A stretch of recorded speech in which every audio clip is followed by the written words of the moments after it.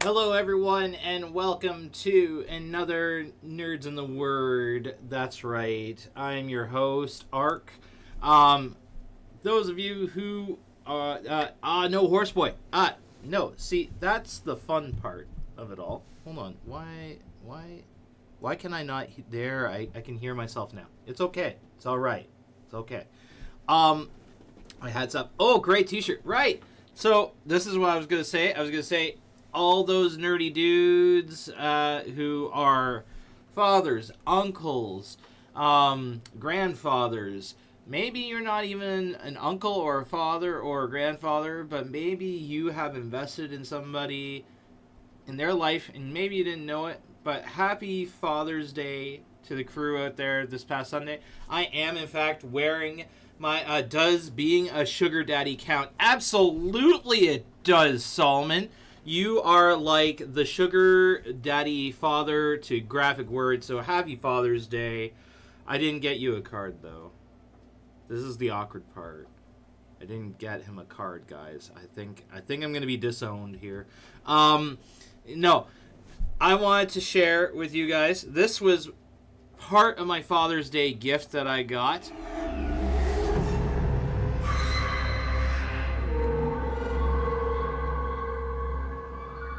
How am I not shocked? How am I not shocked at all? That's okay. I guess we got to resolve this now, don't we? All right, punishment wheel coming. All right. And then right, because spare the rod, spoil the child, right? That's what I think was going on here. All right, punishment wheel. We're going to see what the punishment today is and going on here. Oh, my word. Do a 360 spin in real life. Oh, my word. I don't know if you really want to see that, but okay, sure. We're gonna do that. Wilson might vomit, but you know, hold on a second. I need reward wheel. The reward wheel. Cancel punishment. No more punishment. Ha! No more punishments for the stream. Ah, that's your Father's Day gift to me. I like this a lot. This is great. I am so good with this. Okay, cool. All right. So, I have to do a 360 spin in real life. Oh my word, guys, this is not going to go well. This is not going to bode well for you. Okay. Here we go. Moving chairs even. Hey guys, we have like a bit of space that I can actually do this now. Yeah, y'all now are like, oh, well, Wilson actually has space. Okay. Oh, I've got to bend. Ah, there we go. 360 spin. Ah, I win. Haha. Also, don't ever. No, that was gross. Wilson. Trousers, it's still afternoon, not the crack. Ah, fair enough. Fair point. Thank you for that. That's all for your special viewing. No, that's not actually. That's more like, that's torture for you guys. No way I made it in time. Sweet. Thanks for that. Oh, absolutely, Justin. Like, you know, that's what we're here for. We are throwing all the loves. I am sorry that I have burned your eyes with me spinning around. That was not something you ever really wanted to see. I'm so sorry, Justin. Appreciate you as a human being, but also I'm crying for you. That's all I'm going to say. All right.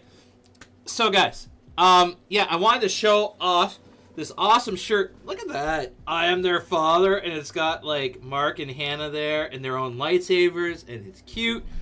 It's adorable. Hot discard. That's right. Show all the love. But then on the back is even cooler. Yeah, can you see it? So it's Space Dad, and then me and the kiddos and stuff like that. So it's a lot of fun. I got that.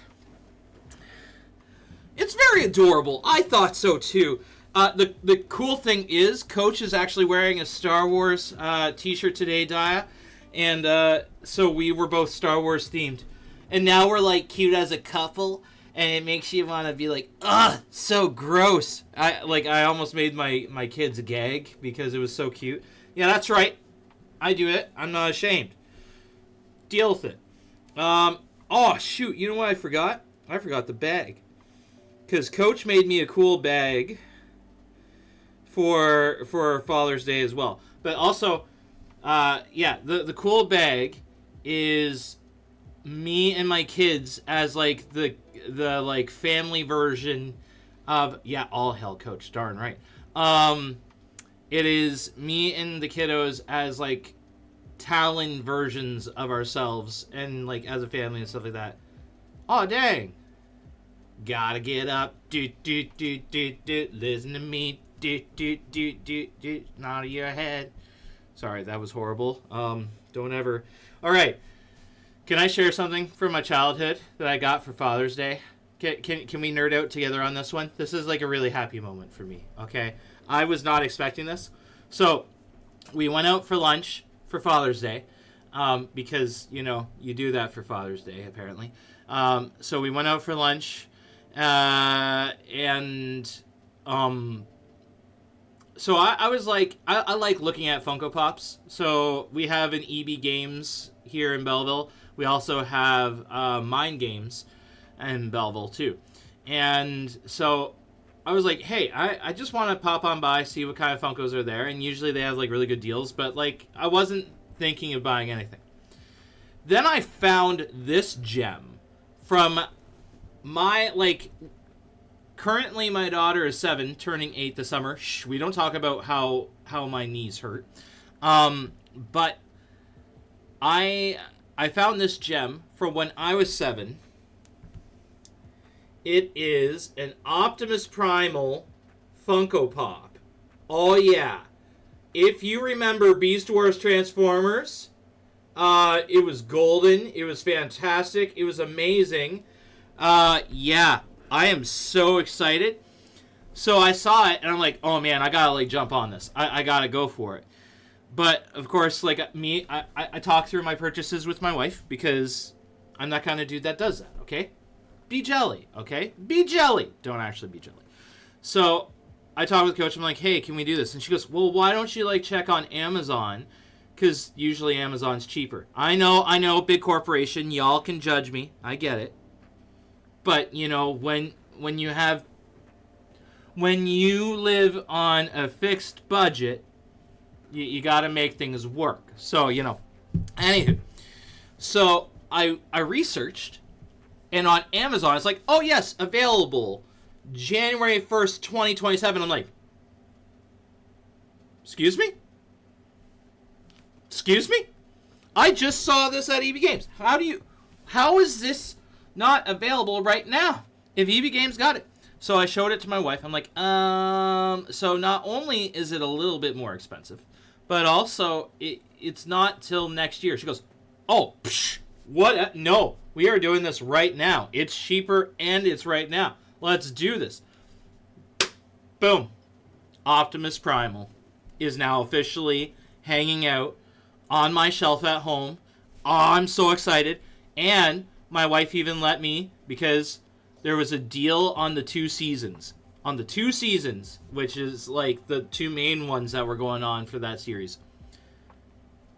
There was like a crazy deal that I could get like the 2 seasons for $15. That's not amazing, but it's still pretty good. So we got that too. So now I can watch Beast Wars Transformers with having Optimus Primal and nerding out to the extreme. Ah! So good. So that was my Father's Day story, with the shirt and with the Funko Pop.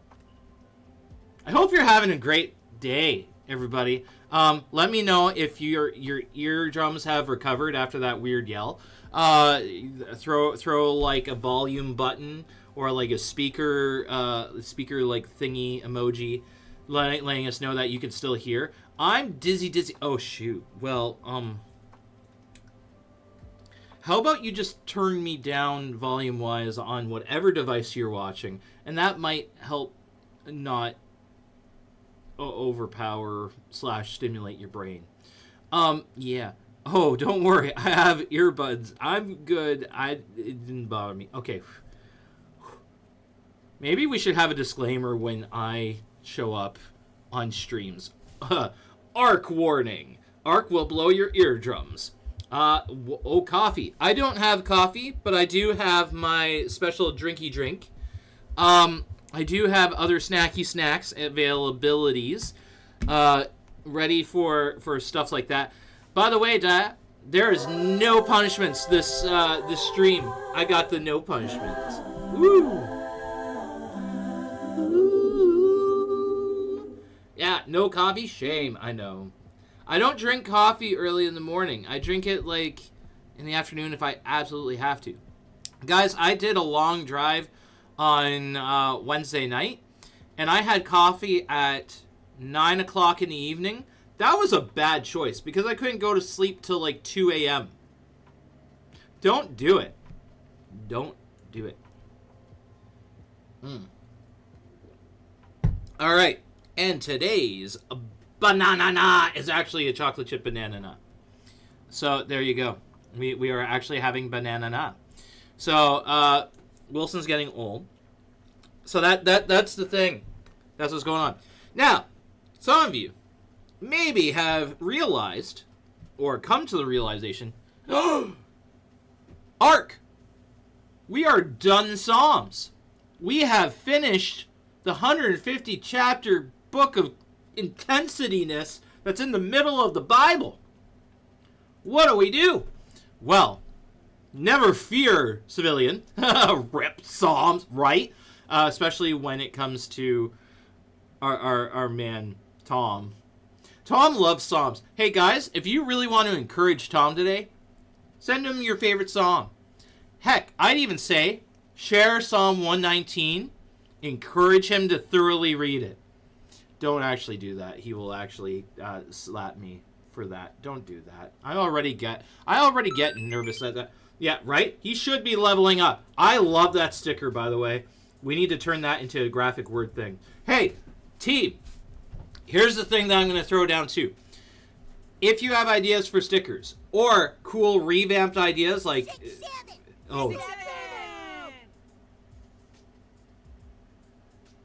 Solomon, I don't know if we can be friends anymore. Oh, yeah. Waluigi time. That was different. That was unique. That's good stuff. That's good muffin. Anywho. Here's the thing that I love doing. I love creating stickers.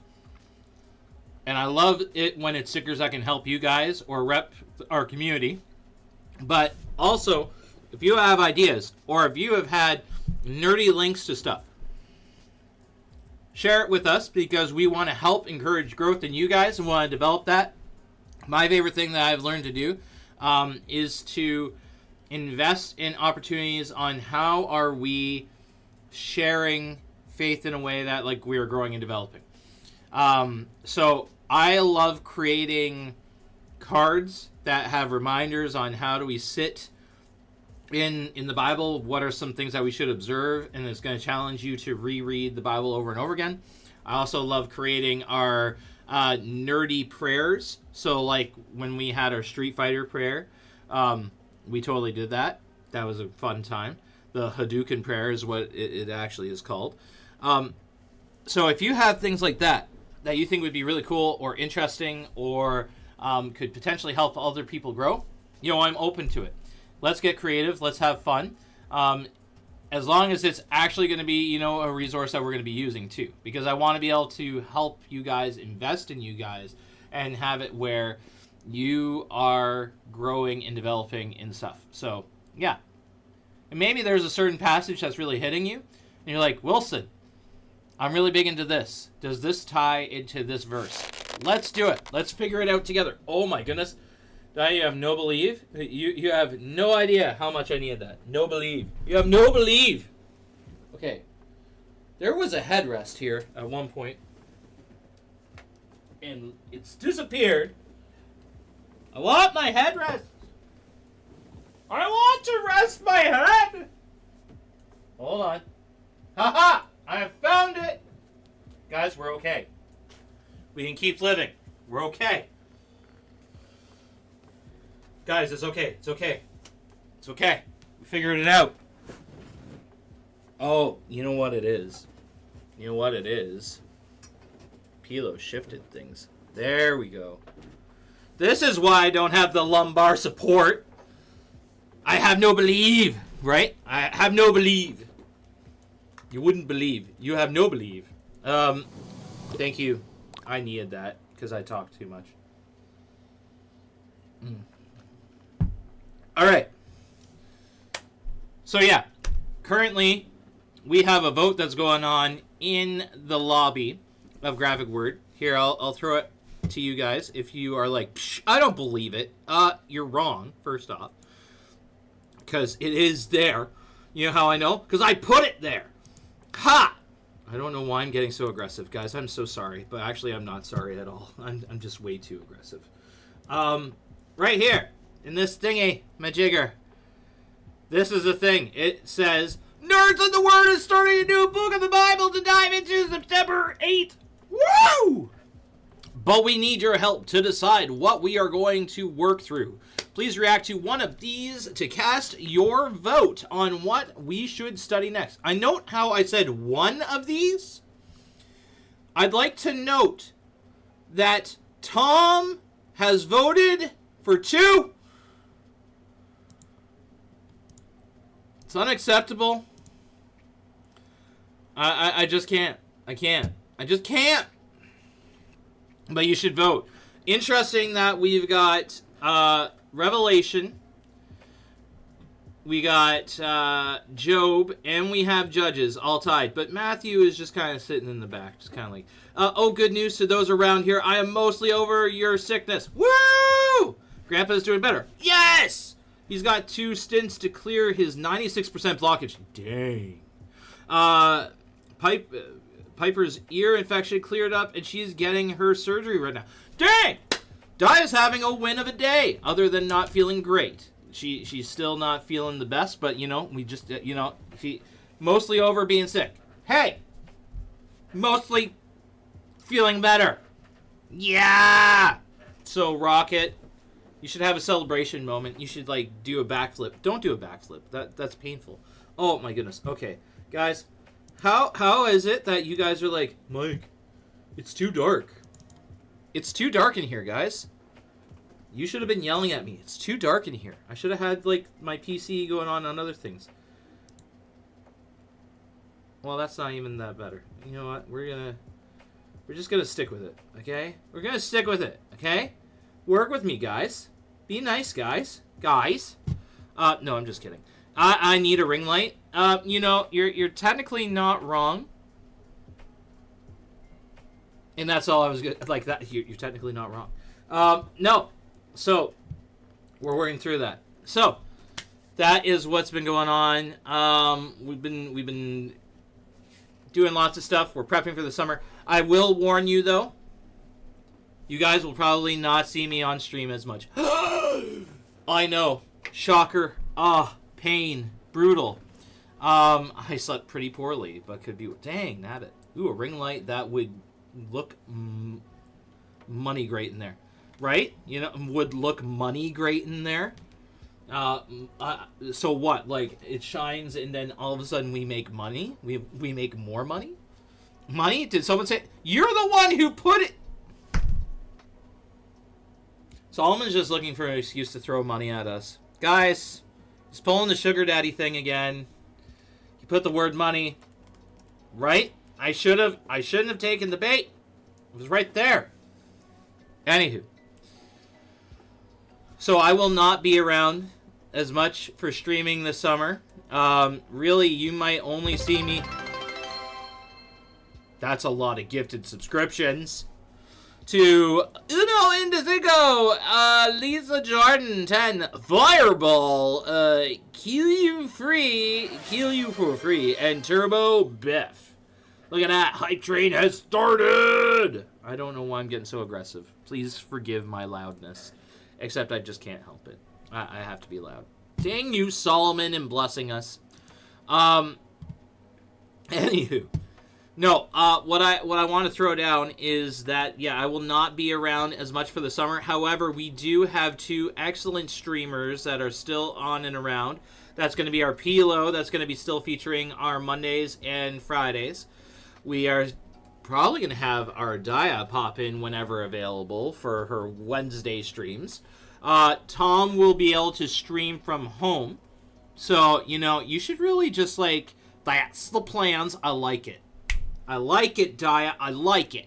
Yeah, throw down at Tom. Be like, hey, Tom. Hey, Tom. Hey, Tom. Hey, Tom. And, hey, who added a vote toward Matthew? Enough of you guys voting for... we have a 4-way tie. Before we had a 3-way tie. Now we have a 4-way tie. Anyway, so yell at Tom. Be like, hey, Tom. Do the streamage. Do more streamage. This is also where you can yell at Nuggets and go, hey, Nuggets, do streaming at night. You only work throughout the day. Who cares? What? Holy snap. We have more for Matthew. Oh, my Lana. Nuggets! 100%. I appreciate that. That was fantastic. I picked Matthew because it's an encouraging book mostly. It is. And the funny thing is, we're going to be talking about Matthew today. We're actually doing a dive. And so that's what I was going to tell you earlier, but I got so distracted in my distraction of other distraction. Matthew. I like it. So yeah, we're going to be doing a dive today on that. So, I did not change my vote. Innocent until proven otherwise, other than I could watch it live, Solomon. I do like Judges, though. Except for how horrific it gets near the end. Oh my goodness. At the end, it's just like, oh my word. This is worse than, Game of Thrones for amount of blood, gore, and, well, adult situations. So, that's the thing. Anywho. Okay, who's ready for the dive today? Raise your hands in the air. I can make your hands clap. I regret standing up. Oh, boy. Oh. I mean, I really can't complain. Except I don't have a cool desk that does the standing up thingy. If we had a desk that does the standing up thingy, you would see me walk around a lot more, and I'd get way more into, preacher mode. So, yeah. Speaking of preacher mode, are you guys ready for today's talk? I already saw that Solomon is a standing desk, right? We technically have the funds already for a standing desk. It's just now, actually doing the standing desk. What the? How come it's not working? Das not working. Excuse me. Why aren't you sending? Is it because I didn't send it? It's probably because I didn't send it. That's probably why. Boom. 'Tis loading. Oh, I didn't realize it, had to load this whole time. Oh, my word.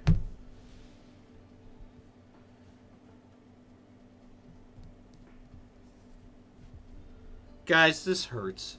It's technology. Oh, yeah. When are we getting the Watamortar hoodies? Technically, you just need to grab yours. If you reach the 500, then you get yours. So you should just get yours. Yeah. So do it. Do it. I don't know why I said that, but I did. Hold on a second. Let's see if this is gonna help. Do it! Ah! Just do it! Yes, sir. Right away, sir. Thank you, sir. Sir. I don't know why I'm getting aggressive, but I am. Okay, let's... Hold on. Hey, man. Okay, hold on a second. We're going to try something different. Oh, my word. This is taking way too much effort. Beep, beep. Okay, let's see about this. I can make your hands clap. Can you tell I've got certain songs stuck in my head? Can you tell I've been listening to certain songs in my head. Except I haven't been listening in my head. I've been listening to it in other ways. I need to get an oversized hoodie for myself at some point. To be honest, I want flappy sleeves. Well, if you do walk tomorrow or next year, and you walk a bajillion... I'm kidding. It's not a bajillion. It's just a decent amount. Da-da-da. Hot da-da-da-da-da. Da-da-da-da-da. Please tell me this is not like a Discord problem. That moment when you're trying to just share slides, that should just be available. Well, I was prepared. I had thrown it in there. Things should have been going up, and it didn't. And it's because I'm pretty. That's what I'm saying. It's because I'm too pretty.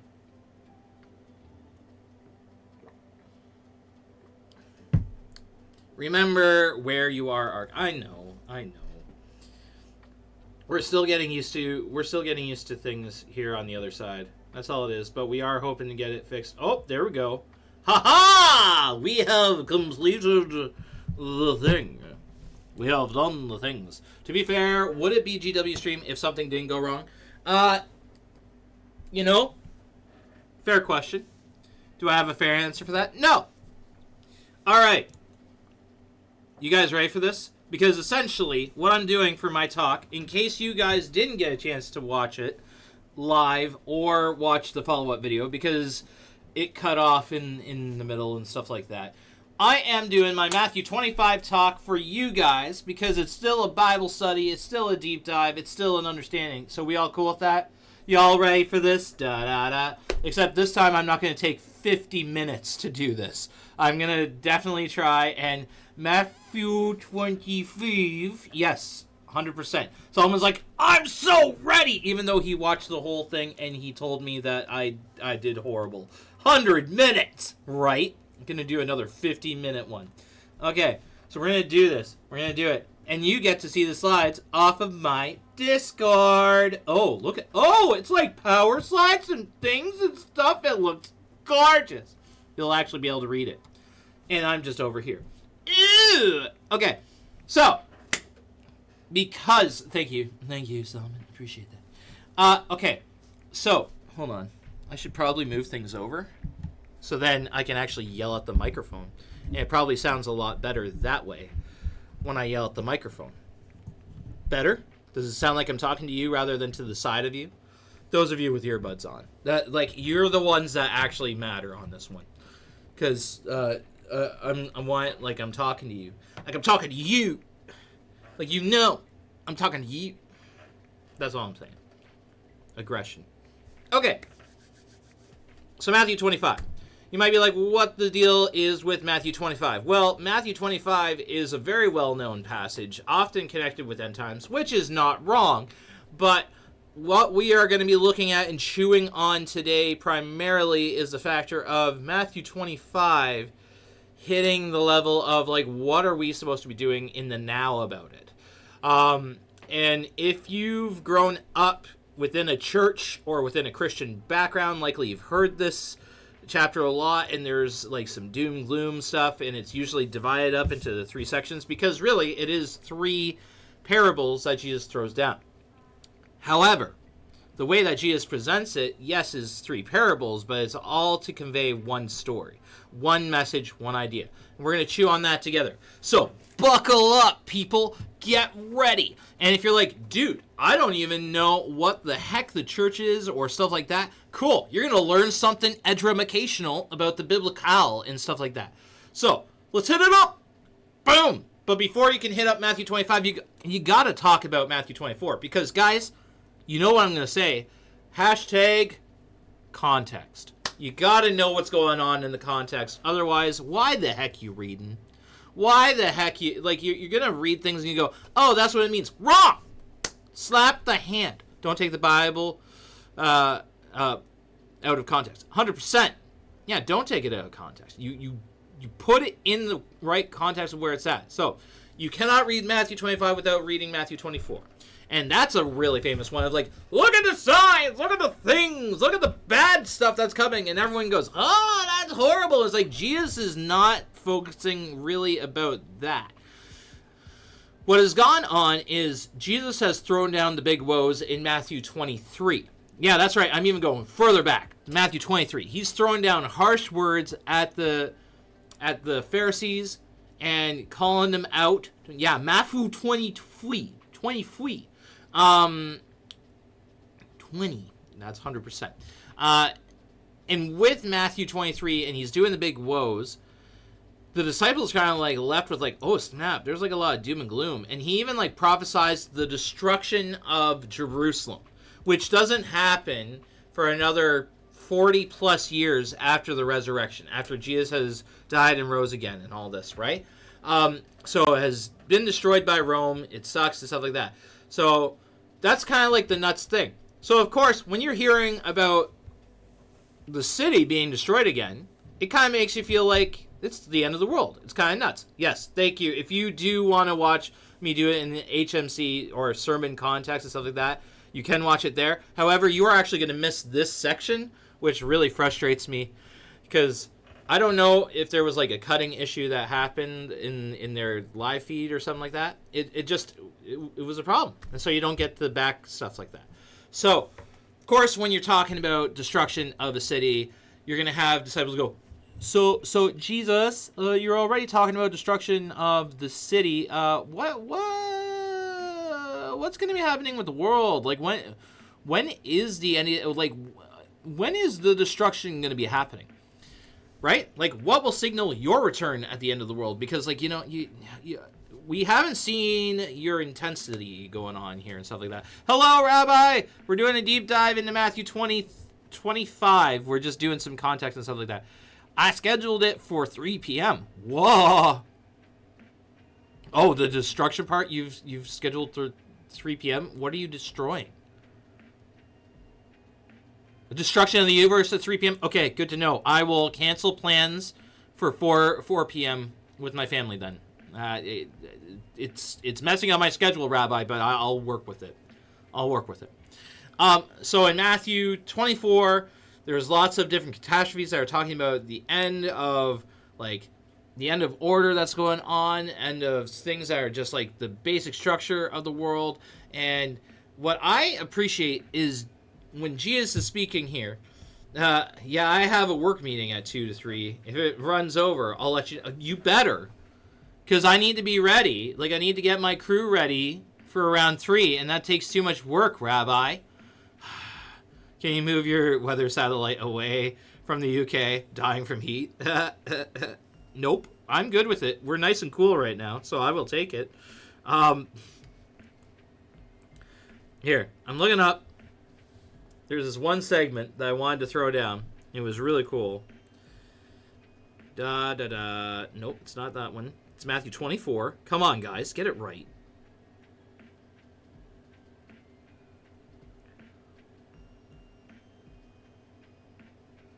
Oh, come on.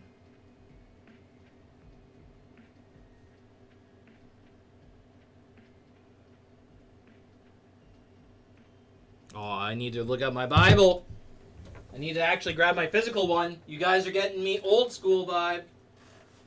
Old school. It's just because I had it in my sermon notes and all this kind of stuff like that. Oh, my word. I crushed a demon. Sorry, guys. Didn't mean to destroy him that hard. I just did. Okay. Matthew 24.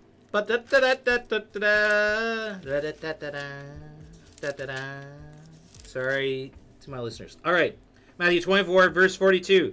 So you, too, must keep watch, for you don't know the day or the hour the Lord is coming. Okay. So, please keep cool. A little funny. So that the UK is like, oh no, that's weather. Meanwhile, here in Canada, had weather all summer last year. Right? But yes, please keep cool. Make sure you are staying hydrated and or making sure you do not die. I literally just read on this. Okay. So the whole premise of like these signs are going on and like his returning and all this stuff. Thank you. Appreciate that.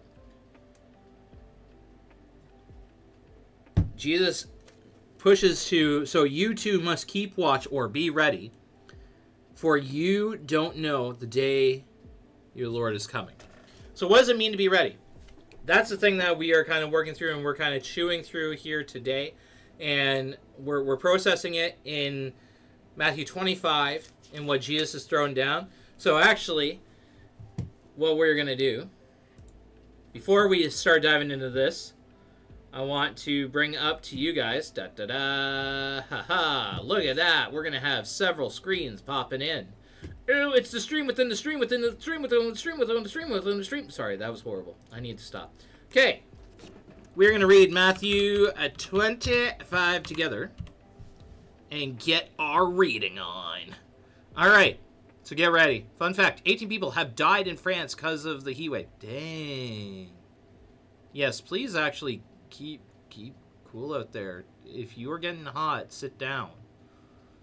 Getting hot, water with more water and water. That is nuts.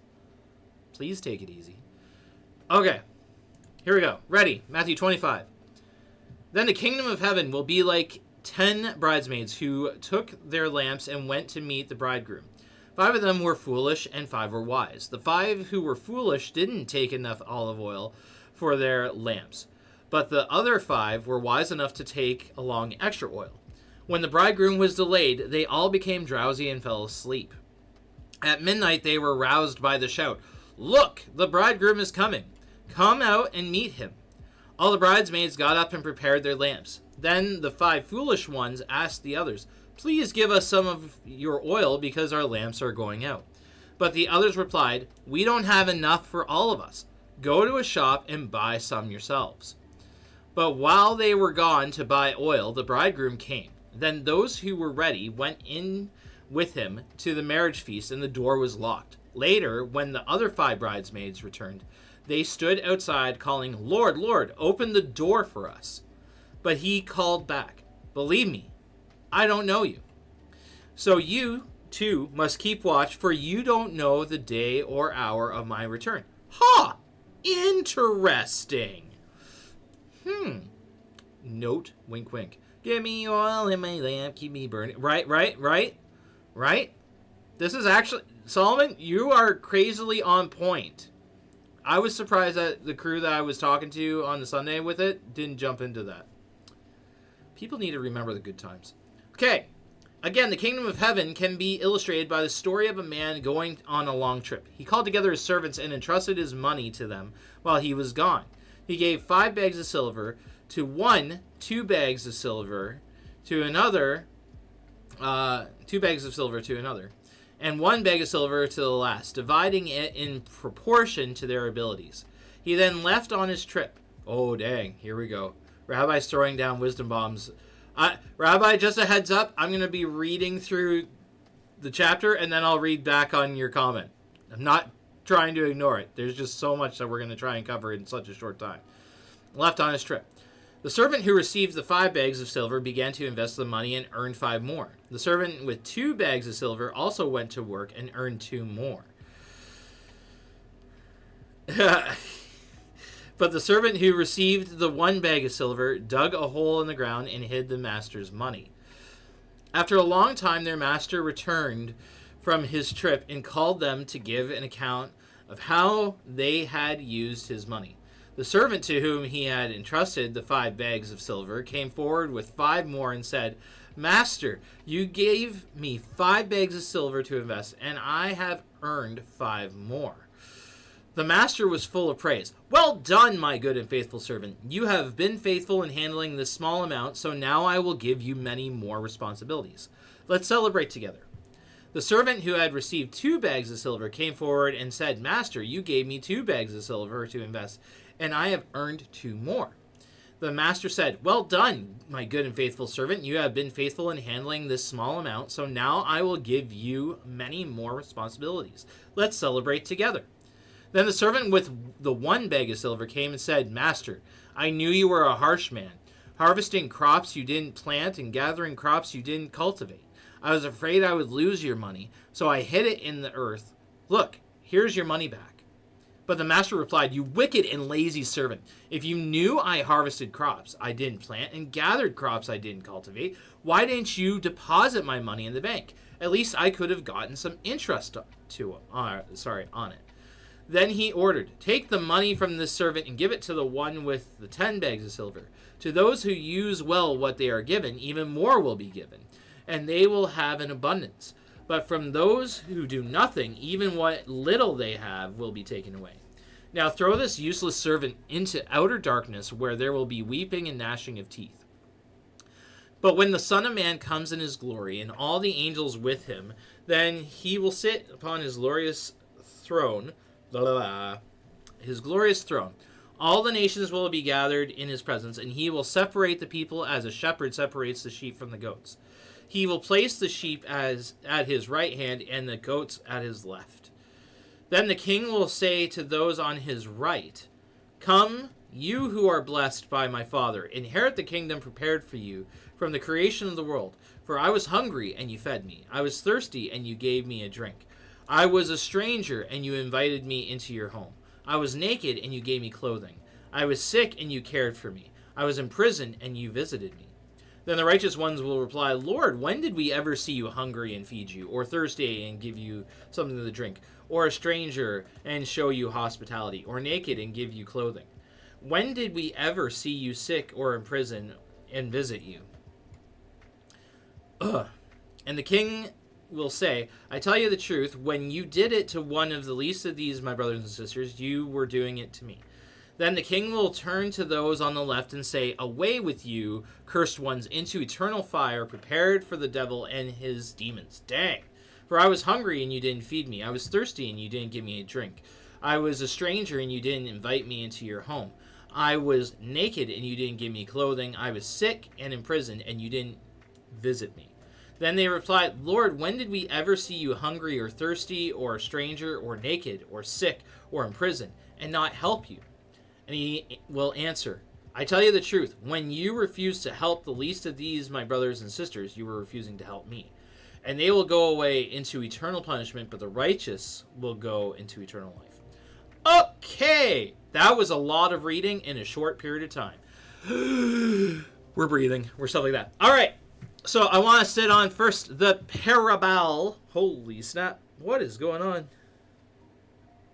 Holy schnickerdoodle. I think we got a grocery load up. I got to check this. This is my wife sending.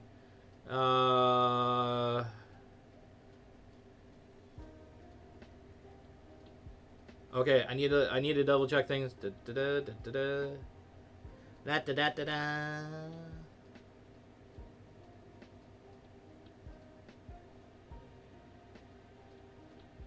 Da da da da da da da.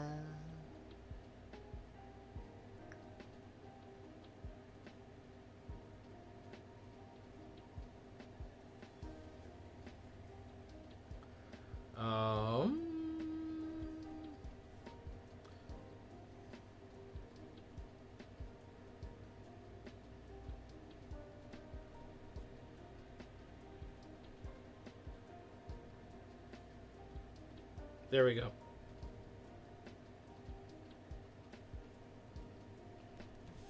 All right. Whew. All right. Who's ready? Who's ready for this? All right.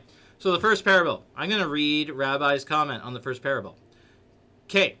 In Judaism, the lamp is the body, the light is faith, the oil is your good deeds. If faith has no works, then the faith will die or dim. The lamp will be like an empty vessel. If the oil is filled but no light exists, then it also serves no point, and you might have a lot of oil and light, but without a lamp to hold it, it serves no purpose. Dang.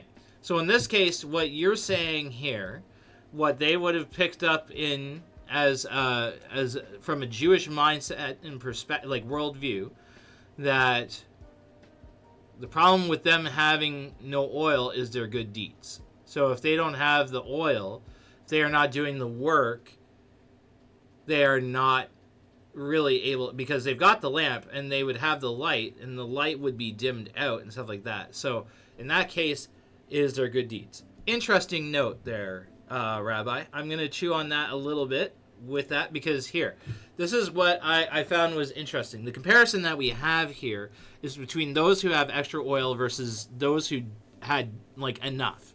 those who prepared, those who worked on this.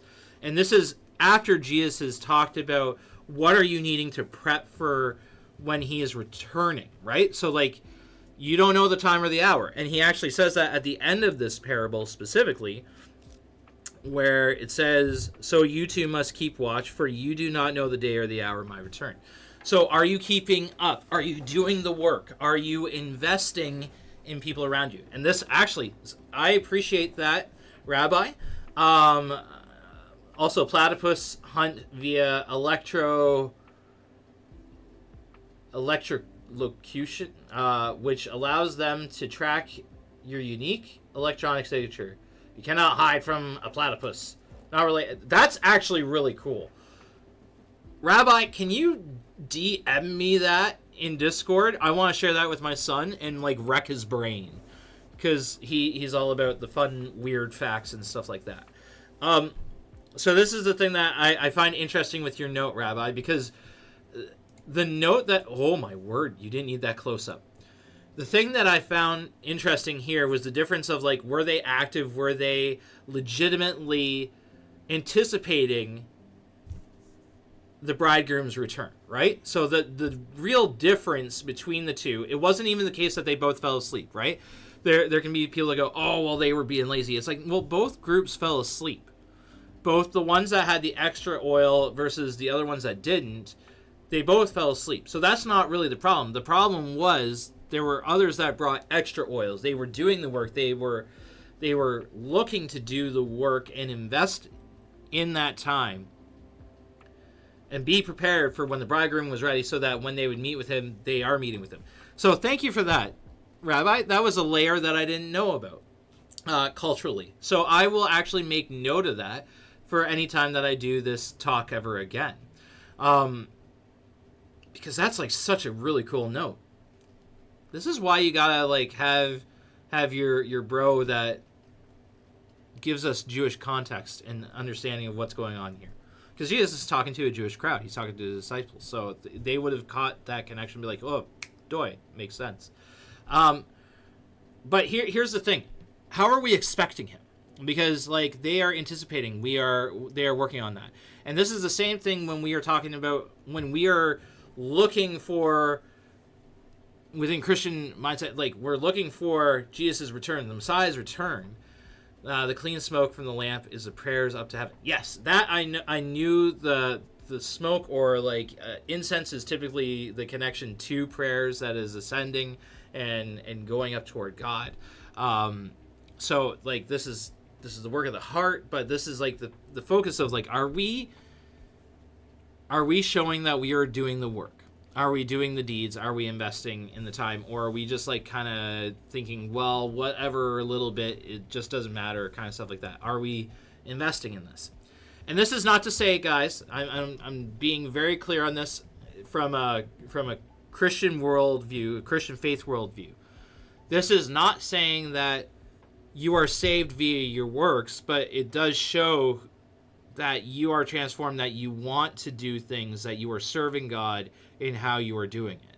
So this is where we are kind of working this through in this parable is, are you active? Are you going out about it and stuff like that? I think the New Testament repeats the same idea of the Tanakh, which is that it doesn't matter how many times you fall down. It's about persevering to the end, doing your best efforts in equated to doing it. Example, if you could have, you would have, and thus you are rewarded as if you did, even if you did. Right. And I would say that's the thing, is it's not dotting every I and crossing, but like, are you putting the effort in? And it's not that's going to be your saving grace, but like, did you actually show up? Are you pursuing God in all that you are doing and everything you're investing? And so like, this is the part, right? Like, are we anticipating that he's coming, and are we showing up each and every day like he comes back? And there's other parables where Jesus has done it where the common theme of the return is like the master comes unannounced, or people don't know what they're doing and they're kind of stunned.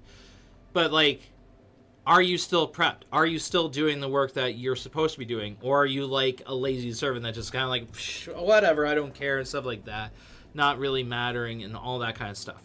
Like, there is part of like, if I'm if I'm paid, for example, my executive director is on holiday, right? I could have just decided I'm not doing any streaming, I'm not doing any work, I'm not doing any of that, right?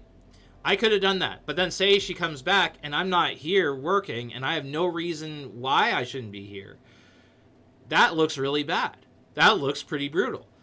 But if I'm still working and doing the thing that I've said I will do and commit to, that's honoring her. That's honoring the commitment that I've done. And that's honoring her. And she'll be like, that's a good worker. All right. Servants of Matthew 25, the 3 servants. All right. The money parable is similar to one in Judaism. People have temptations, and those who work hard to overcome it will reap a lot of reward. Those who fear to overcome temptation will not be rewarded, but punished. It's being given a responsibility and abandoning it. Right. This is, okay, I would agree on that. The responsibility that's given and the understanding of going, okay, so what do we do with this? Because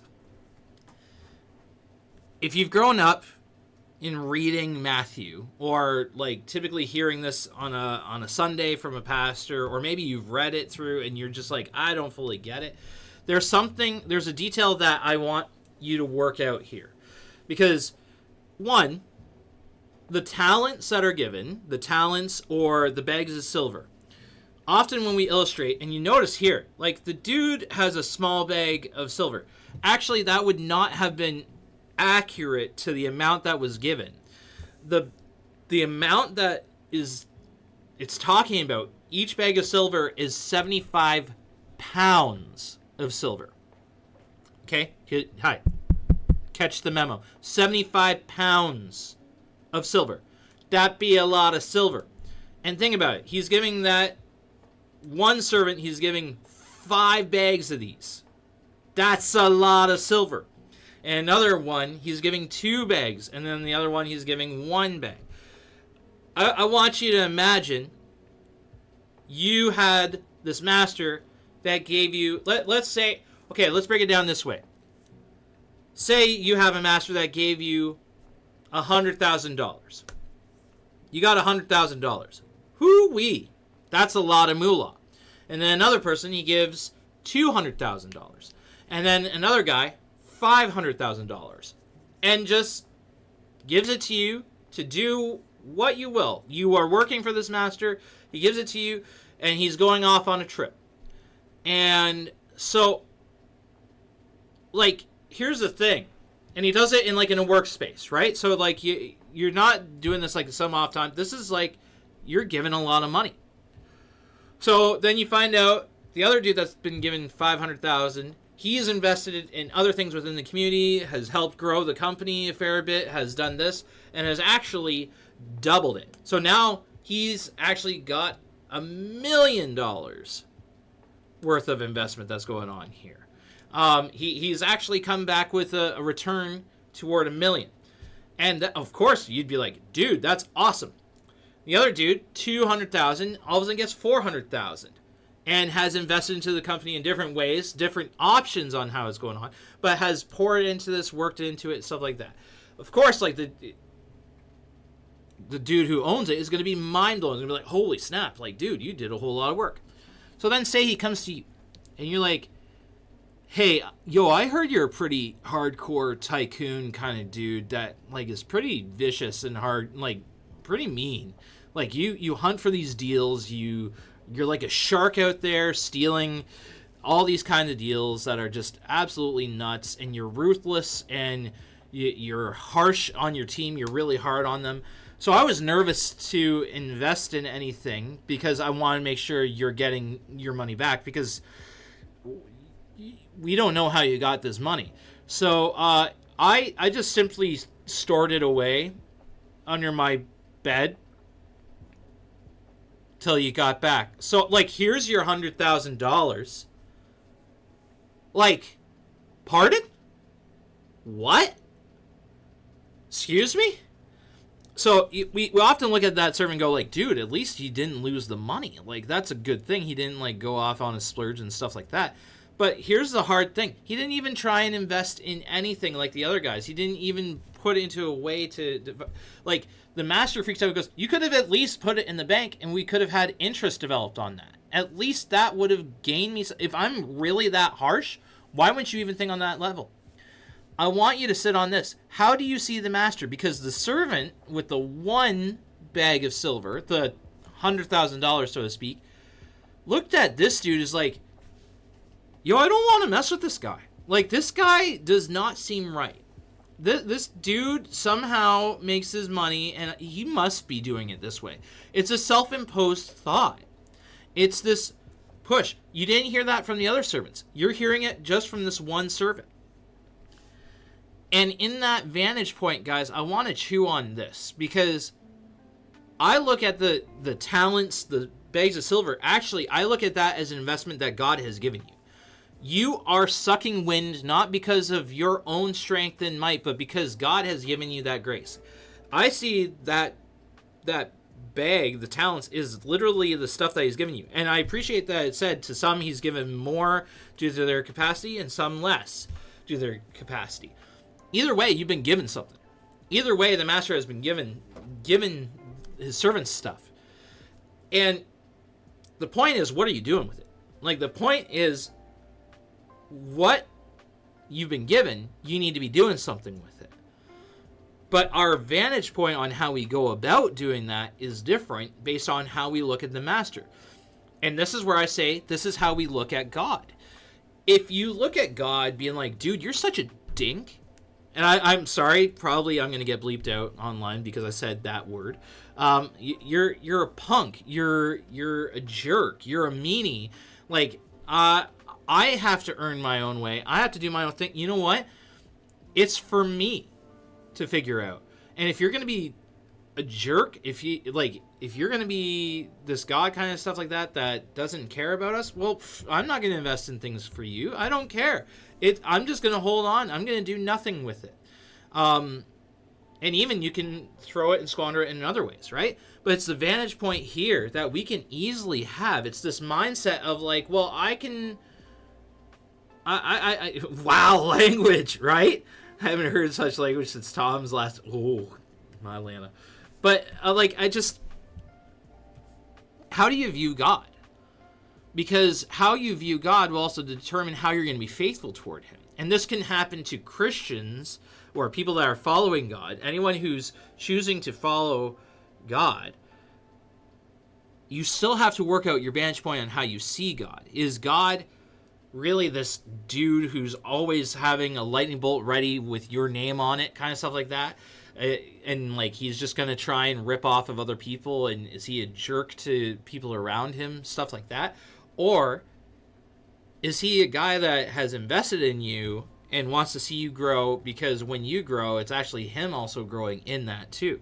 And will you take that opportunity to then not just invest in yourself, but actually invest in other people? Because really, that's how you do grow, is when you invest in other things, when you make partnership deals. And like, look at the ROI, and I'm talking business level, the return of investment. The other two got it. They looked for partnership deals. They looked for the way to be able to invest in those around them. And when they did, they got returns. They helped grow the company, the business even more, and were able to see that develop. So in that way, like, how do we look at this opportunity? How do we look at God in the midst of this? How do we look at this? Because when Jesus is saying prepare for his return, he has said you're doing works, but like, are you doing that investment in other people? Are you growing? Are you looking for the opportunity that's growth and development in there? And that's where I think we kind of need to chew on some of that. On like, are you tempted to not do anything? And I appreciate, Rabbi, your vantage point that you threw down is like, it's a temptation. Are you willing to overcome that? And I feel like the temptation in this level is like, do we get tempted to not trust the master? Do we get tempted to trust in our own strength and our own reliability, or do we look at what we've been blessed with by the Master and want to invest it so that we can grow what we have been given already? It is the stewardship idea. The investment that you've been given, are you willing to invest in other people as well and help that grow and stuff like that? Temptation. Wow. Thanks, Solomon. So that's the thing that I wanted to chew on with that, because the dialogue shifts as soon as the servant goes, faith without works is dead. Right. And that this is, I'll come to the conclusion on that after, Dia, because this is where we can kind of get into a dangerous mode, because then we can sometimes, and this is my downfall, and I'll talk about it later, but we get so focused on the works that we forget that also we need the faith. So you need to hold both. Okay, so have you been faithful with what you've been given? Because you have capabilities. Solomon has capabilities. Zaya has capabilities. Is she investing in people or demonstrating her connection with God, her love for God, or growing in her connection with God in that? And I'd say the first one was like the oil. Are you expecting him? Are you reminded of your connection with him? Are you relying on it? Are you doing the works because you are remembering your connection and relationship with him?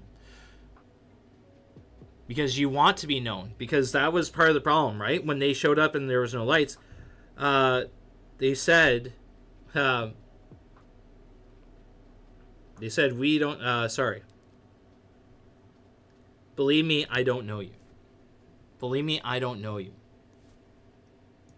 When we are doing the works and we demonstrate that we are investing in God and we are seeing growth, and we are, like, it doesn't mean you have to be a numbers game on, like, you always are doing amazing, but, like, are you actually doing the work of investing in your relationship with God? Are you taking it seriously and growing and doing all that you can to pour into other people and trusting in him to have people grow?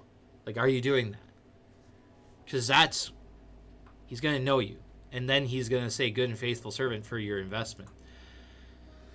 So then finally, sheep and the goats. All right, funny thing, sheep and goats, from a distance, they actually look pretty similar, except when they get extra poofy. And this is the funny joke that I threw down. My daughter knows they're sheep because they'd be extra fluffy and she'd want to cuddle with them, because sheep are cute. But they headbutt each other. They can be difficult and stuff like that.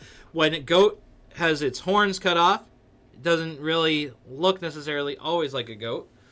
Like, it's the weird part about it. They can look weird. And so this is why it's talking about the separation of the sheep and the goats. Also the connection of my sheep. If you look back into, like, Psalm 23, when we are reading through that in David's account, the sheep has always been a representation of God's people. And those that are following God are leaning on him. The funny thing is, it means we're stupid too. Welsh people for sure know the difference between a sheep and a goat. No, that's good.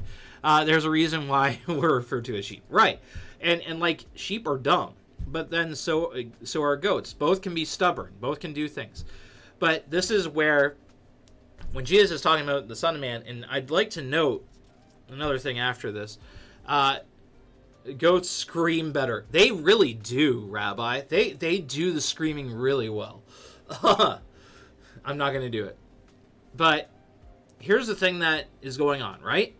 The separation that is going on here, the ones whom he is calling the righteous ones, the sheep, versus the ones who are, like, essentially cursed, those on the left, away with cursed ones into eternal fire prepared for the devil and his deed.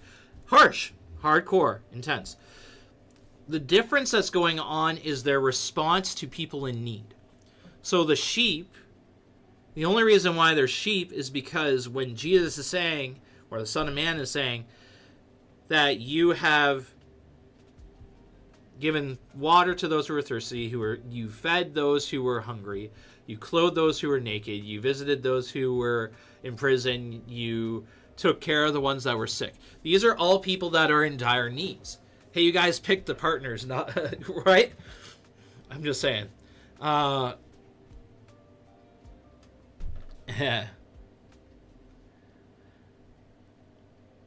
here's the thing. The difference is how they responded to people around them. How did they look to the needs that were going on around them, and did they actually do something about it? That's the difference. And then specifically pointed out, verse 40, it talks about, I tell you the truth, when you did it to one of the least of these, my brothers and sisters, you're doing it to me. When you did it to the least, when you did it to the people that needed it, when you heard there was a need, did you actually do it? Because when you did it, you actually were doing it like as if it was for me. Because everything you're doing is in service to me. Have you noticed the key theme that's going on here? What we do does matter. Now, is it important that we know Jesus and that we follow him and are pursuing a consistent relationship with him, growing in the word, but also growing in understanding of him? Yes, absolutely. You should, I recommend, get into this, read this, get into this consistently so that you can know this, so that when stuff like this comes up, you can go, oh yeah, I was chewing on that. I'm still working out that kind of thing.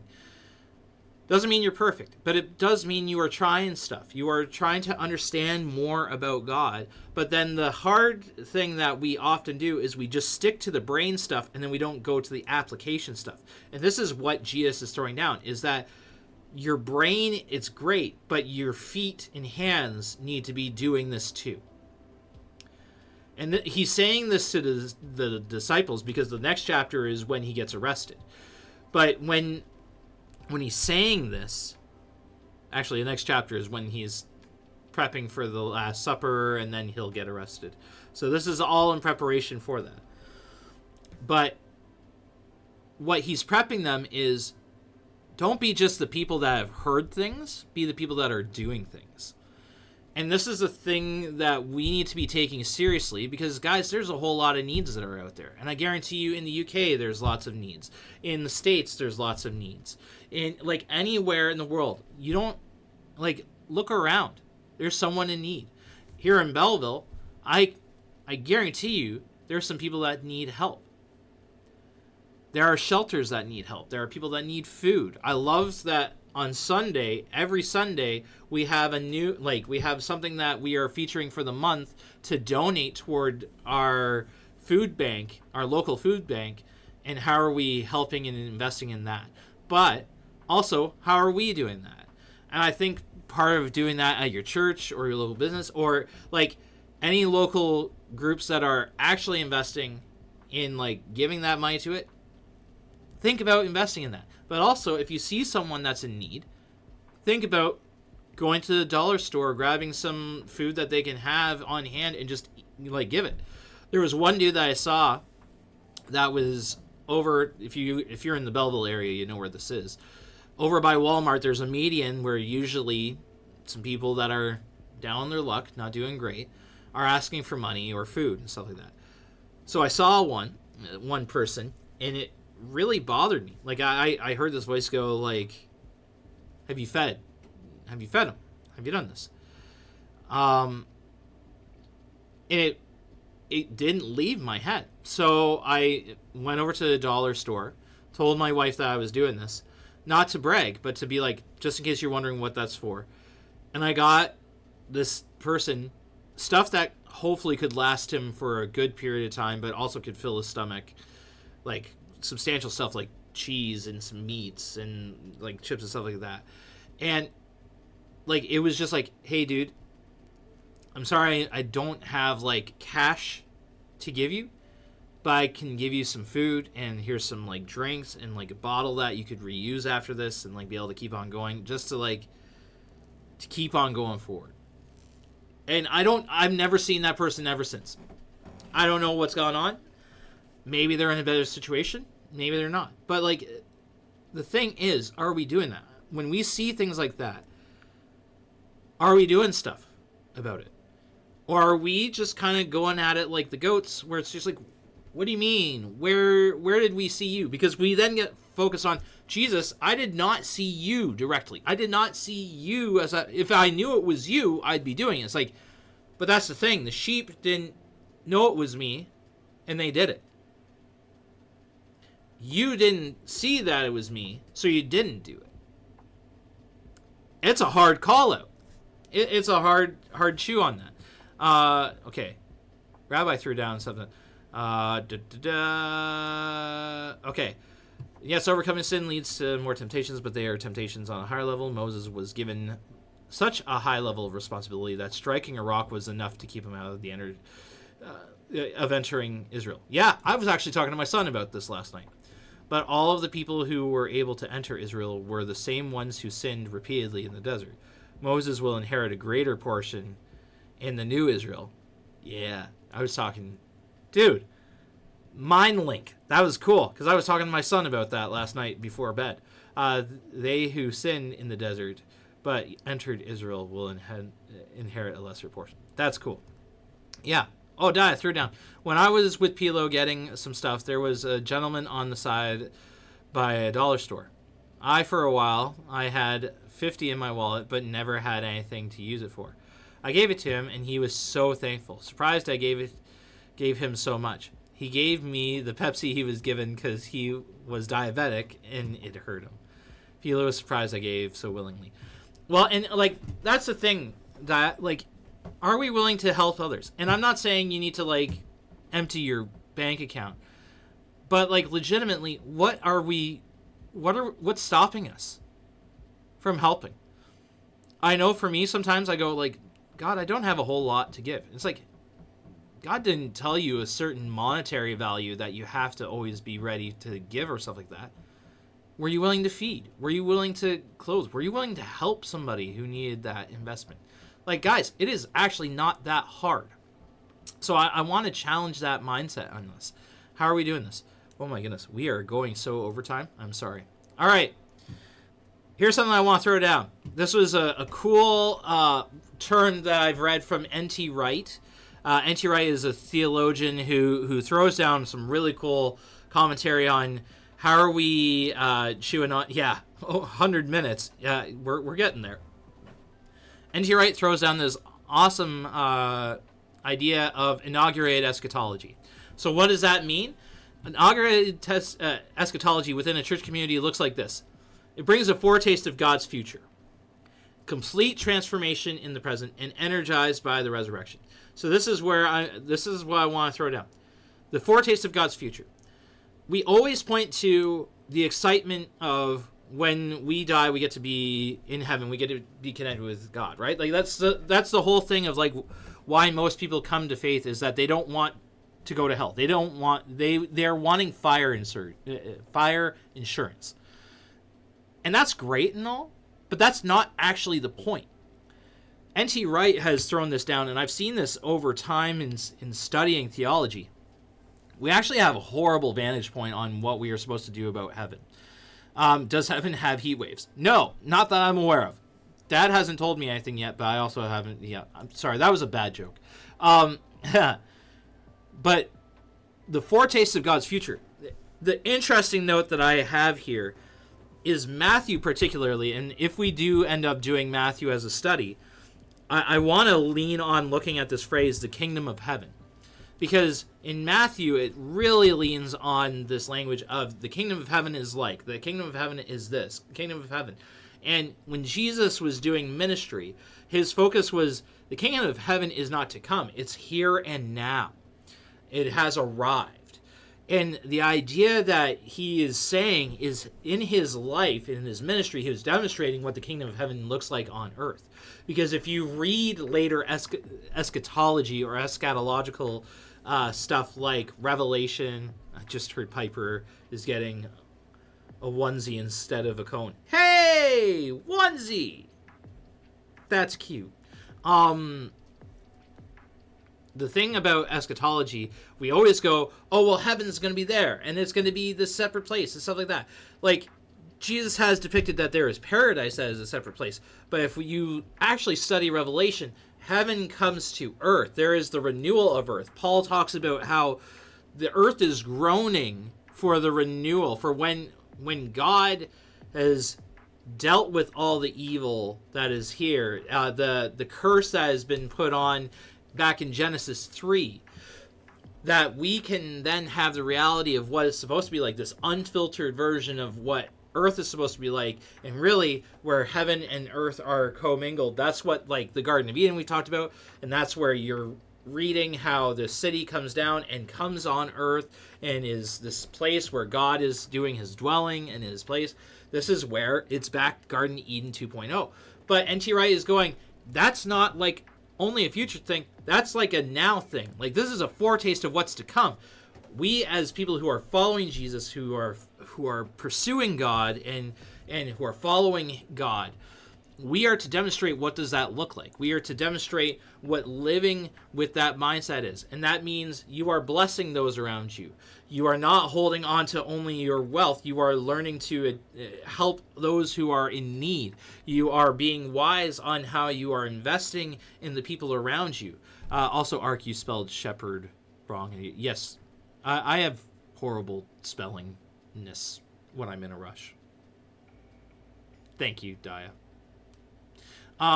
But like that, this is the thing that we can chew on there, is that we are supposed to bring that foretaste. So how are you demonstrating that reality of what heaven's going to be like, the reality that's coming and stuff like that?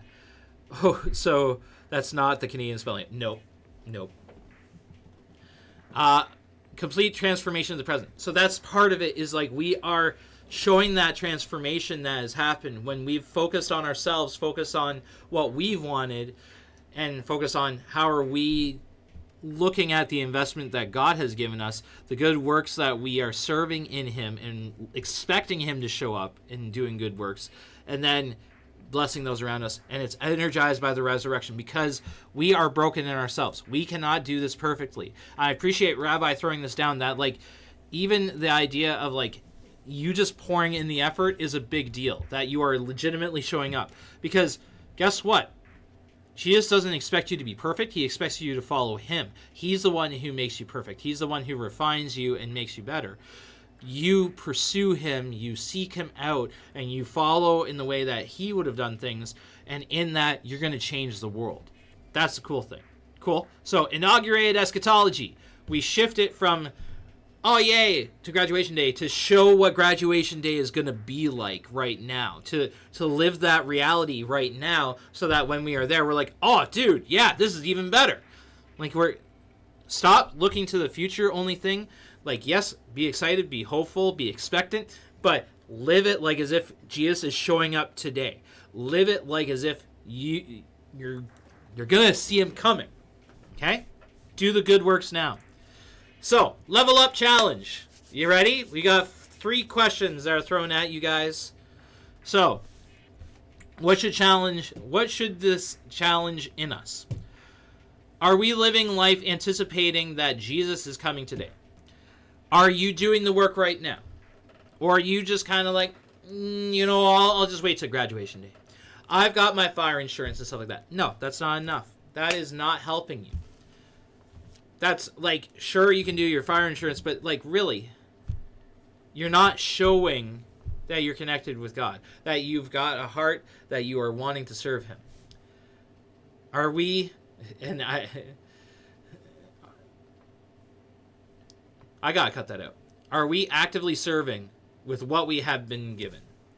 Are we actively going about and doing things? Are we using the gifts and abilities that we have to help grow in church? If you're going off of graduation, you can't graduate if you don't get the grades. You don't graduate unless you do the work. Right.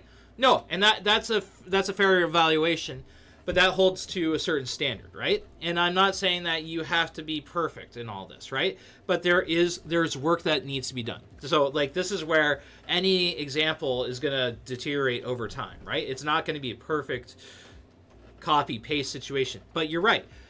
Graduation happens if you're doing the work. In this case, are we not just seeing, but being proactive to help those around us? Are you not just only seeing that there are problems or things that need to be addressed? Are you actually helping the people around you? Because ultimately, when you're looking at the ministry that Jesus had, it was to those in need around him. And he's moved in compassion, right? Jesus demonstrates part of God, right? We talk about this in Exodus 34:6. God is a God of compassion, mercy, slow to anger, filled with unfailing love and faithfulness. It's the compassion. When he sees something wrong, he wants to go do something. Compassion is not just only a feel, it's a feel to do. It is a push. Right, the leper. Dude, like there are so many examples here that are just nuts on how Jesus responds, right? And when he's talking about in Matthew 23 how the destruction of the city, he's moved in compassion. He feels sad that he's going to see this city break down. His heart is wrecked. That's Jesus. That's how he's responding. That's how he cares. The same thing we need to be doing when we see someone in need. That should be like, oh, shoot, we should figure something out to do. We should actually, and note how none of these stories had a committee. Okay? Like, we typically wait for like, oh, well, we need to get a group to figure that out. Oh, we need to do this. Look at what Dia did. Dia saw someone in need and said, I can help. I can do this thing. Solomon has done this for lots of us in our community, where someone brings up a need and goes, here, let me help you, because he's a sugar daddy. But no, because genuinely Solomon has a heart that's bleeding for other people, and it's awesome. It's a great opportunity to be able to do that. And so my challenge to you, if you are a person that claims to be following Jesus, right, and saying that you care about him, that he is your life, that you've been saved by him, that there's no other way that you've been saved, and all this kind of stuff, right?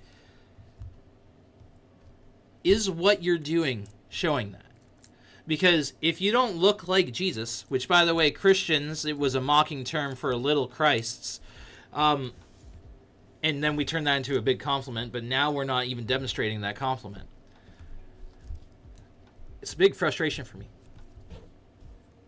But when people look at you, they should see Jesus.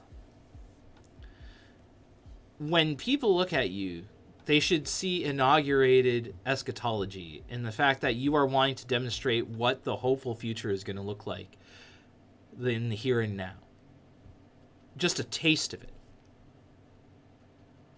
And when you do, like we've just read the parables, when you are serving him, God recognizes you. God calls you his own. He does know you. In the sheep and the goats, he calls it, these are the ones who are going to receive my blessing. When he looks at the servants and you've done that, he goes, good and faithful servant. I have given you this much, and now you're going to be blessed with more. Because you were willing to do with what you had, I'm going to give you even more to be able to do. Because like you got it. You understood. It's not just knowing me, it's in the knowing to do something and seeing the people around you to do something about it. Guys, I'm really passionate on this because I think if we are saying we follow Jesus, we should be demonstrating this. This should be a natural response. This should be a thing that we're doing. And I get that you might be like, oh, but that means interaction with people. It really doesn't. It could be just like you put some money in an envelope. It doesn't even have to be a huge amount. You could literally just put it in an envelope and you say, this is just for whoever needs it. And maybe you do that once a month where you put $10. If you can, like, or maybe you don't even have $10. Maybe you're like, oh shoot, like I don't like having cash or stuff like that. Then maybe you go to the dollar store and you always have a bag of chips, or you have some kind of food packet that if you see someone in need, you're able to help them in that moment. Or maybe it's even the factor of you're like, I've got time and I don't have money, I got time and I can help people. Get connected with our local food banks or like different groups of people that are in need of help and go and do it. Like help them out in some way. It is huge. And again, none of these parables told you exactly how to do it other than the last one, the sheep and the goats. Were they people in need? Were you willing to do the work to help those in need?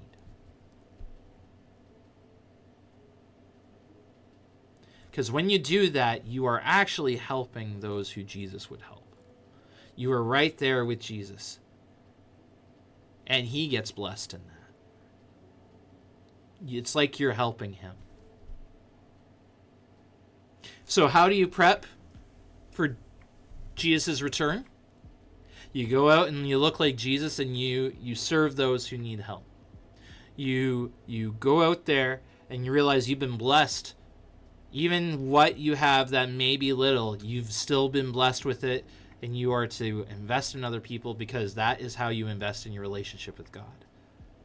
Because when you do it, you actually get to see the beautiful blessings that God throws down. And I'm not talking about like he's all of a sudden going to make you rich. He's not. This isn't like a get rich quick scheme. This isn't prosperity gospel. This is legitimately, you get to partner in a really cool way. And you get to see the impact in a really cool way.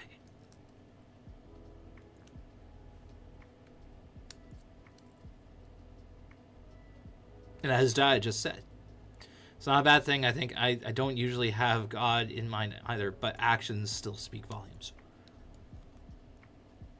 You may not think you're holy. Okay, and I get that. You don't need a bachelor's of theology. You don't need anything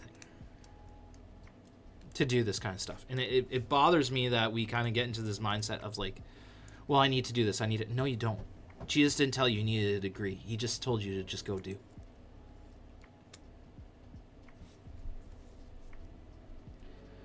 So will you do it? The question is, will you do it? Are you expecting that he's coming?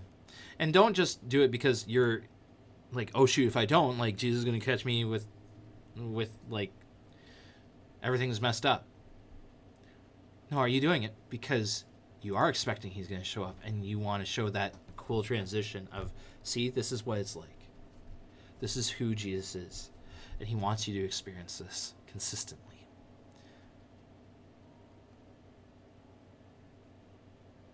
Because I guarantee you we would change the world if we did something like this. Guaranteed.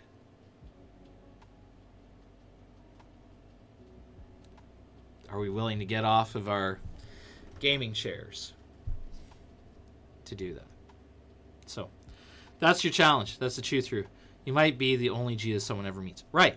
You may be the only Bible someone ever reads. So you got to do this. You got to demonstrate this. So thank you, Dia, for helping someone read about Jesus in your actions. Look at that! Solomon's blessing pillow. Na na na na na na. Ha ha! I don't know why I did that, but I did. But know that, Dia. You demonstrated that. Solomon, know that you demonstrate Jesus in how you've been blessing people. Okay, I'm back. Calm down. Oh, thank goodness. I was scared. There was like people and they were talking in texts and things and stuff. Rabbi, I was scared. Anywho, so that's what I'm throwing down. I still need to create the slide, the lettuce Hadouken. I don't have that. Kara's right here. She says, someone coddle me. I can't do it. Ooh, spooky text talk. Right? Ooh. Okay. Lettuce Hadouken. Throw down your prayer requests up in here. Thank you, Solomon. Took you guys long enough.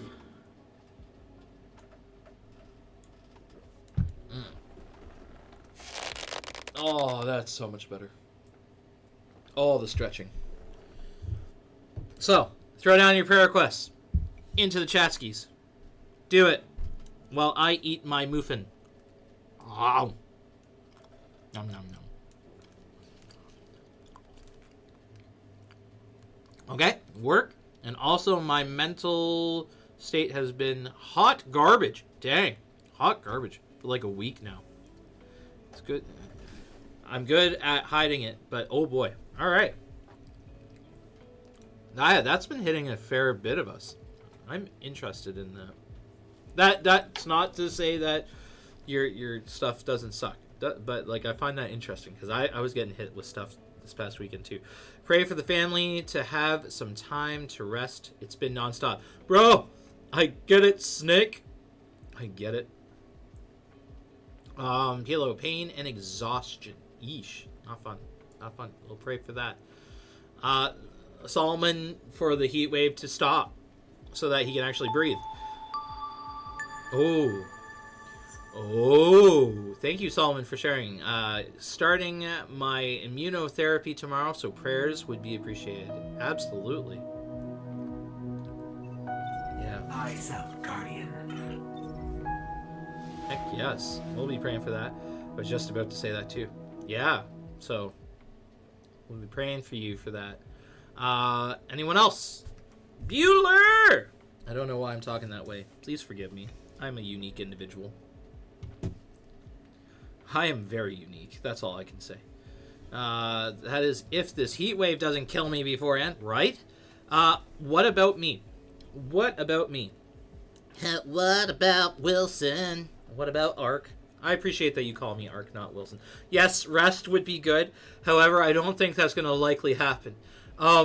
So, Kara wants no more rain, but good enough weather that I let her outside. That's fair. That'd be nice, wouldn't it? It'd be good. I try not to call you Wilson. I appreciate that, because too many people do. I get it's my last name, but it's my last name. It's not, like, cool and nerdy. So, the prayer request that I'd be throwing down, one is rest, because I do have some holiday time booked in. Yeah, that's right. Solomon could actually be like, oh, what? So, yeah, prayer that holiday time would actually be great, because, you know, sleep is nice. I like the idea of sleep. But not just even sleep, like actually being able to have breather and to actually feel good about it, not to feel guilty about it. The other side of it is this summer is like crazy busy. By crazy busy, as in like there are 5 camps that I'm a part of this summer. 4 of which I'm like doing the planning for. And so there's still some bit of prep that's needed to be done, and I thought I was going to have this week to do that, and nope, there's been a whole lot of busyness with first aid training and other things that have been going on. It's been crazy. Okay, so yeah. So prayer for endurance for that, for the things that need to get done. So pray that God would just rest isn't always sleep, right? That's what I'm saying. Like I just want to be able to sit back and chill for a bit, and to just be able to not have it where my brain starts criticizing me, because Solomon knows that's been the latest thing. It's not been cool. Dang you, Solomon. Eyes up, Guardian. What a guy. What a guy. So yeah. Rest can just be chilling with the fam. Right, but like even in that, my brain goes too much, and that's part of the problem too. So I'm working on it. Anywho, yeah, so just actual good time for rest for the summer, that I'll have stuff ready for the camps, that the camps would go well too. We need to get our numbers up for people that are attending, so I need to get more word out and stuff like that. Or streaming and gaming, right? Streaming and gaming, can be fun.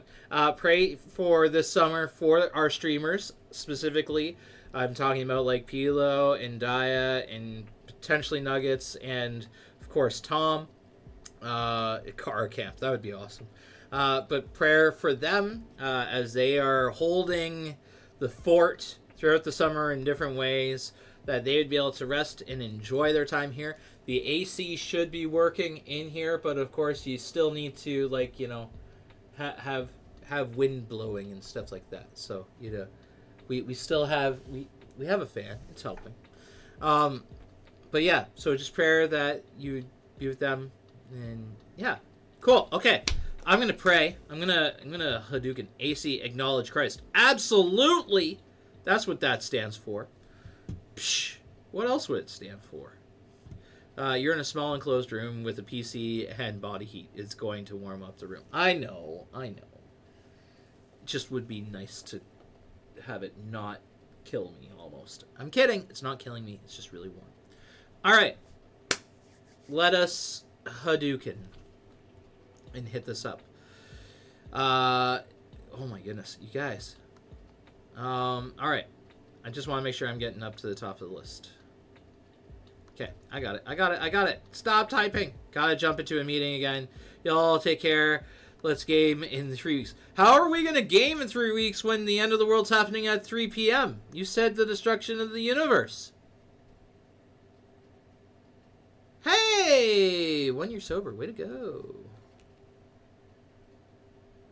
Industrial fan fund. Clearly. I'm just saying. Okay. Anywho. Hey God, thank you for today. Thank you for this time where we've been able to sit and chew on Matthew 25 and working through... I'll postpone Armageddon to next year. Thank you, that Rabbi has postponed Armageddon to next year. God, I just... No, I thank you for today and for the honest chew through of Matthew 25 and the reminder that we are to have our connection with you. It's important that when we are saying that we want to grow more with you, that we are not just only growing in knowledge and study, but also in how we are looking like you in our daily walk, and how are we showing you in what we do, and how you even say that's important, because that actually shows that you are ready for, that we are ready for you, that we are expecting you to show up. That I think really that demonstrates more of the light into the world when things are dark, because when things are dark, people don't want to help or care for other people, but help us to show up and demonstrate you and be that light, and reflect your light. God, I pray for Daya and for work. I pray that you would help get things figured out. I pray for recovery in her body, strengthen her, help her to get through this last bit of sickness, not funness. Also pray for mental health stuff. And God, you know what's going on, and you know what's in her heart and her mind in the midst of all that. Help her to know that she's not alone. Help us as a community to come around her and others that struggle with that. I know I've struggled with that. And have Solomon, who's ready with a newspaper, ready to smack my head. But God, thank you for people like that are willing to come alongside and be encouragement and support and help with that. God, just pray for $1 Million Snakes family, and just bring peace to their home and connection and unity with one another. God, I pray for Pilo, that you would relieve some pain, discomfort, and soreness, and strengthen her mind and her heart and her body, that you would just continue to be with her in that. Thank you for all the hard work that she pours into this, and thank you for Daya for hopping on last week and streaming and starting a new thing here. God, I just also pray that you would be with Solomon in this immunotherapy that he's starting up. Pray that you would give him strength in his body, that this immunotherapy would make a huge difference, that he would be able to have an awesome diagnosis after this, that it would be making a big difference, and that would help him and encourage him. Continue to give him strength and energy. God, I just pray that you would be with the summer, as there's a lot of things going on with 5 different camps that we're directly involved with, and ministry still going on throughout the summer. God, I pray that you would have your hand over all of it, that you would bring the students that need to be there, that we would be able to invest in those that need investing, and see the growth where you want to see it grow. So sustain this ministry, continue to guide us in what we are doing. Help us to invest in those that you have blessed us with. God, I also pray for us to be able to rest well, that we would have good breaks throughout the summer, and that it's not just only being able to sleep well, but like to actually be able to have time. And the thing that pops in mind is like be able to play. Like kids have fun and are rejuvenated when they can play, when they can just enjoy and be. God, help us. I think we forget that as adults, how to play, how to have fun, how to just enjoy and be energized in that way. So God, meet us there.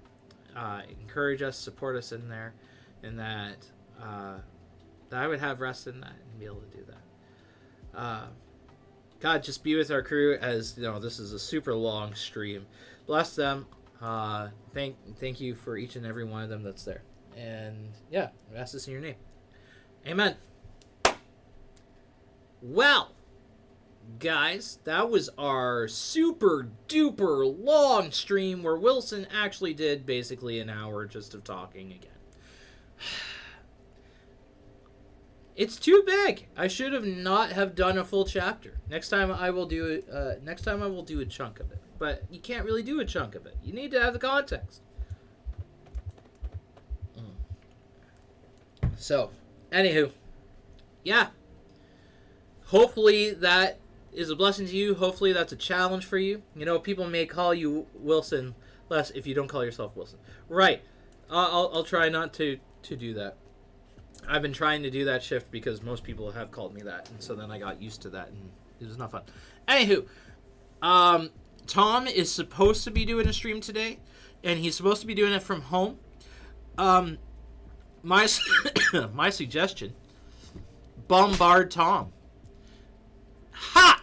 You missed. You got Tom's aiming. I'll believe it when I see it. Right? Give a shout out to Tom. Specifically go in the lobby and go, Tom! And tell him, hey, you need to do the stream. So he might be just waiting for me to get off. Because it's 12:06. I don't know. He usually starts at 12:30 though. But you should totally tell him to get on and be excited. And be like, dude, we're so excited and stuff like that and fantastic and dang, nabbit the cheese. Cheese to the face. I'm not like a baby where if you throw cheese at me, I all of a sudden stop talking. So, anyway, you should do that. Would you like some cheese on top? Always, Jeeves. I love cheese on top. It's so good and delectable. I'm sorry. You put it out there. I needed to do it. Anywho, guys, I hope you have an awesome day. I hope you grow. Yeah.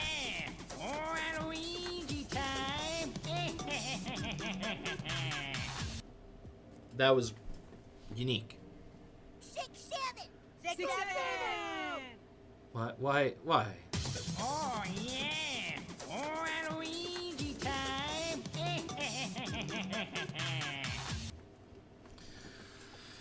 Y'all just want Wilson to dance. Sorry, y'all just want Ark to dance. See? Ark. I'm Ark. Who's Ark? I'm Ark. Doors, please. Ark is backing up. Closing doors. Anywho. Guys, thanks again for being epic, for being awesome. Be awesomely you. And have a good one. Behave yourself. And again,